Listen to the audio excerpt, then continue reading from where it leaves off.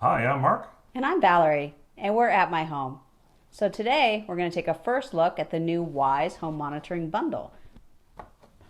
So this is a security system because it includes not just the hardware you see here, but you can also get a monitoring service with it to actually monitor it for any issues, like if the doors are open or whatever else. Now this will be interesting because we've used a lot of Wyze devices, but we've always kind of done it ourselves and self-monitored.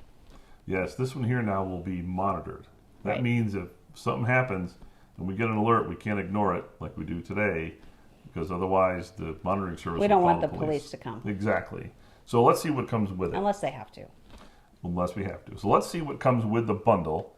So the bundle includes everything from here to here, and then over on the other side there you see there's extra things we got, extra window and door sensors and Yeah. motion sensors. So it comes with a couple of window door sensors, one motion sensor, a keypad, a base station, the little cords to hook it up, and the most important part, the stickers. The stickers, those are the most important part.